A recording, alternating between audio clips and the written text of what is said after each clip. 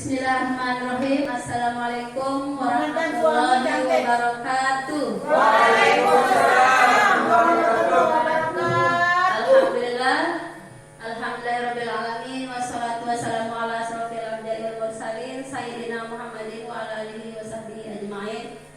Terima kasih Ibu Bapak guru hebat atas waktunya kita melaksanakan diseminasi pemahaman positif di sekolah kita. Puji syukur kita panjatkan kehadirat Allah Subhanahu wa taala. Selawat dan salam tak lupa tercurah limpahkan kepada junjungan alam Nabi besar Muhammad sallallahu alaihi wasallam. Semoga kelak kita akan mendapatkan syafaatnya di hari kiamat. Amin ya rabbal alamin. Acara diseminasi positif penerapan lingkungan positif di SDN Batu Bangka akan sama-sama kita mulai.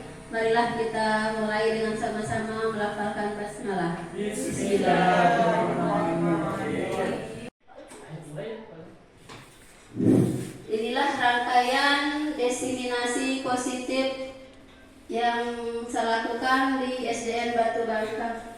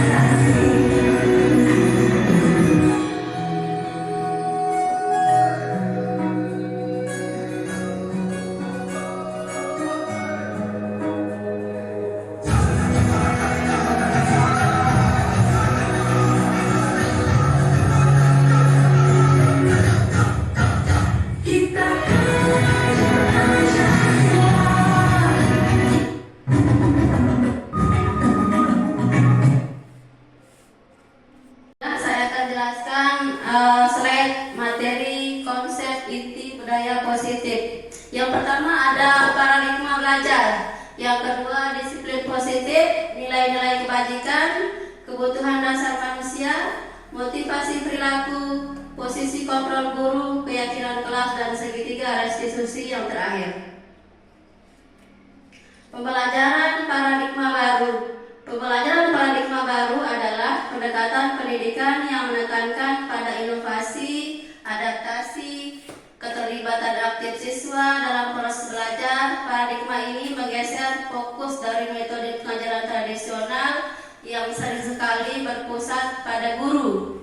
Tapi yang sekarang ini pusat kita adalah murid, sebagaimana profil pelajar Pancasila yang elemennya ada 6. Pertama, beriman dan bertakwa kepada Tuhan Yang Maha Esa seperti yang sudah kita ketahui.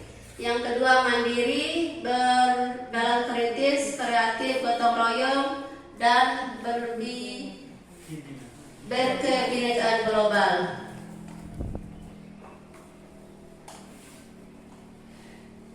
Disiplin positif. Disiplin positif di sini berasal dari dua kata, yaitu disiplin dan positif. Disiplin merujuk pada serangkaian aturan atau tata cara yang harus diikuti untuk mencapai tujuan tertentu.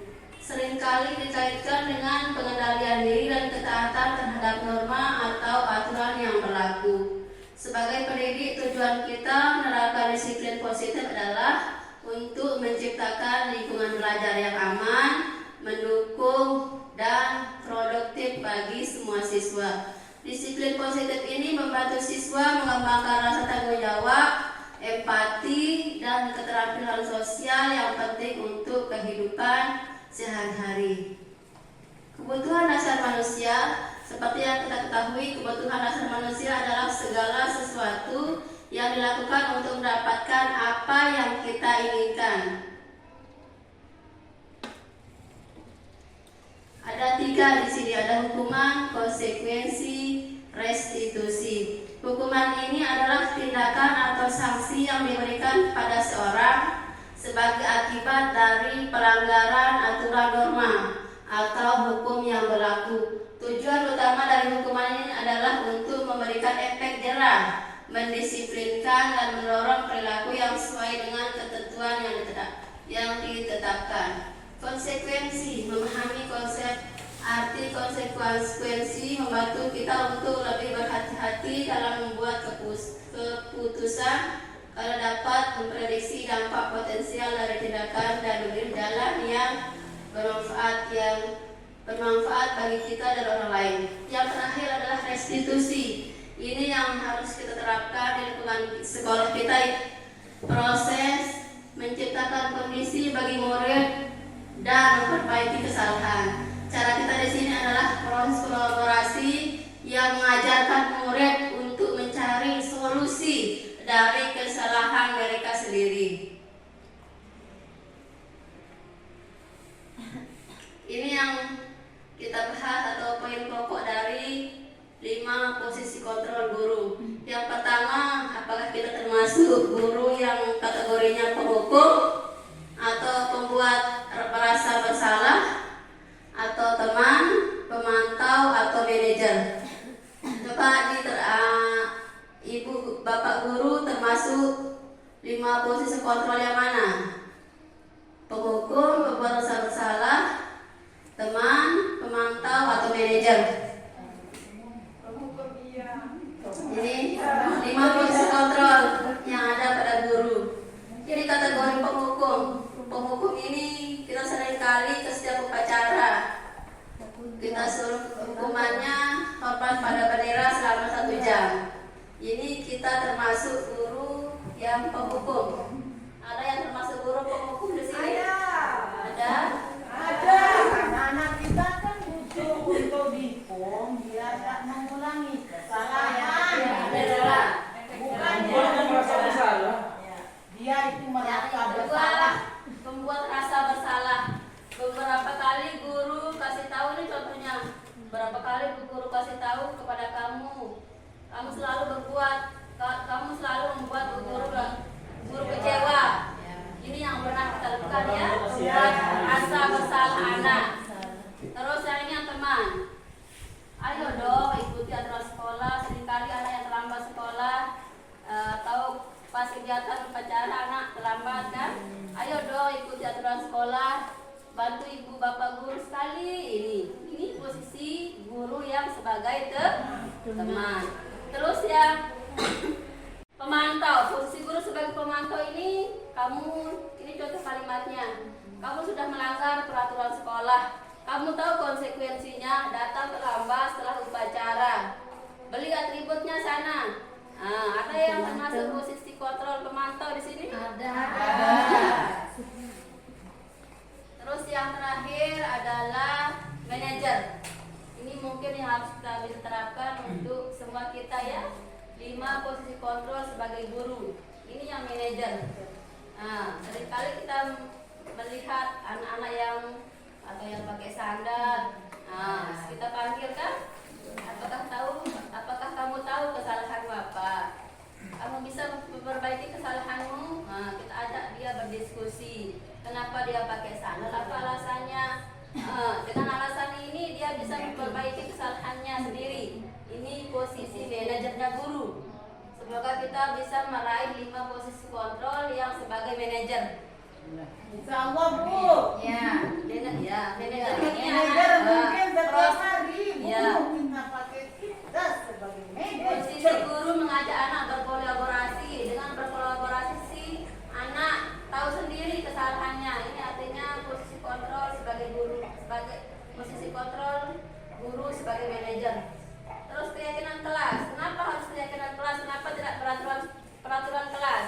Ada yang bisa menjawab untuk keyakinan kelas ini? Kenapa harus keyakinan kelas? Kan sering kita lihat di tempel untuk yang di kelas 5. Keyakinan kelas. Di kelas 1 biasanya ada keyakinan kelas. Kenapa harus keyakinan kelas? Tidak peraturan kelas. Ada yang bisa menjawab ini? Ya. Keyakinan kelas ini dibuat guru bersamamu, murid, sedangkan ya secara bersama-sama, berkolaborasi bersama-sama.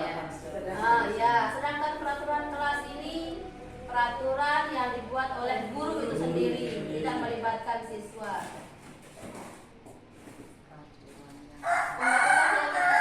Keyakinan kelas 5.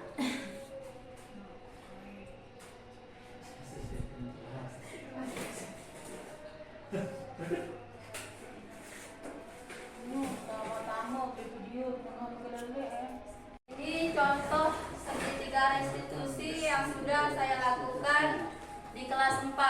Hamdan ini kan sering dia pakai sandal. Saya ambil contohnya pada Hamdan.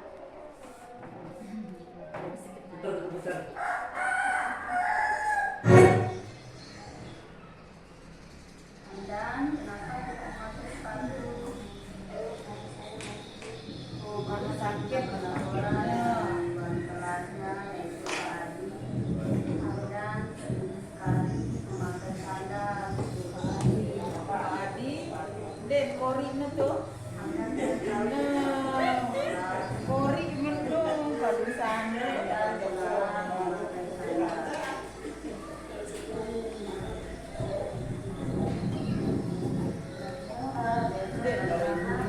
Kadu sandal lebaran.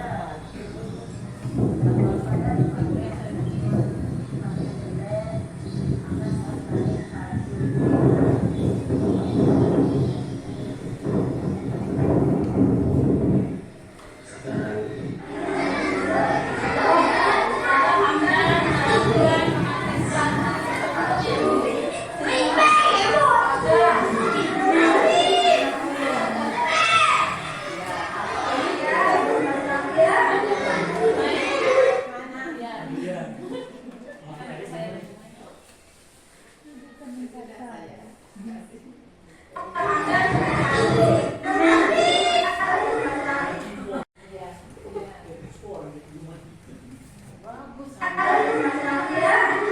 Udah pakai sepatu, Hamdan. Kori mana? Baiklah Bapak Ibu Bapak Guru hebat, demikianlah pemaparan saya dari diseminasi penerapan budaya positif.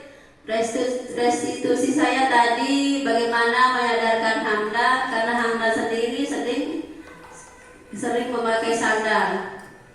Dalam menerapkan program disiplin positif, hendaknya kita memiliki standar kepribadian profesional dan sosial, baik di mana guru mampu mengimplementasikan dirinya sebagai among atau manajer yang menuntun murid-muridnya menjadi insan yang mandiri, merdeka, dan bertanggung jawab sebagaimana standar nasional pendidikan. Sekarang sudah siapkan posisi 5, posisi kontrol guru. Silahkan Ibu Bapak Guru bisa mengisi 5 posisi kontrol dan mengisinya di depan. Disediakan di not. Ya, ditempelkan di depan. Boleh kita pilih semua? Satu dipilih. Ya, salah satu. Ini kosong. Tinggal ditulis Bu. Nanti ditempel. Ibu termasuk posisi kontrol di mana? Apa penghukum, pembuat rasa bersalah, pemantau, teman, manajer? Harus salah satu. Tempatnya aja. Oh, tempatnya aja. Nah, di sana ditulis, bisa. Nah, ada tulisannya. Kalau sudah ada tempatnya, Bisa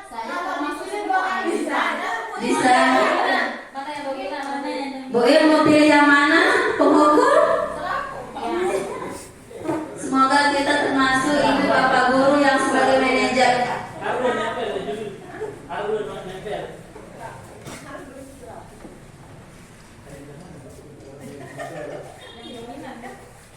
Yang dominan. Oh, saya pemantau kayaknya ini. Teman juga. Mio, dia bukan tengah, bukan salah dengan. Dengan yang berdiri papu, dengan berdirinya. Nggak tahu kamu. Nggak tahu. Aku paling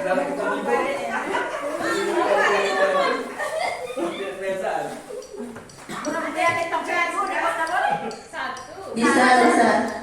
Bisa dua? Boleh, Ayo, bukuin duluan. Mantap ke mata.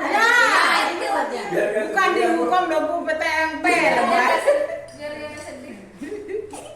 Teman juga ada waktu jadi teman kan? Iya.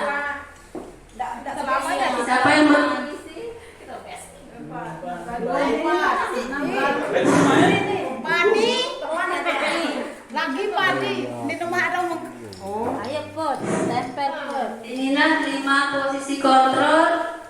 Tadi sebagai suara sudah saya jelaskan. Untuk menghukum, misalnya guru suka menghukum muridnya ya, ketika misalnya 1 jam harus hormat bendera, beri lapangan, itu kategori guru yang penghukum. Terus yang merasa bersalah, bagaimana caranya anak itu membuat rasa bersalah dengan sedemikian rupa? Pemantau, selalu memantau anak muridnya, kamu ini sudah terlambat. Terus ya yang sering itu guru Ya.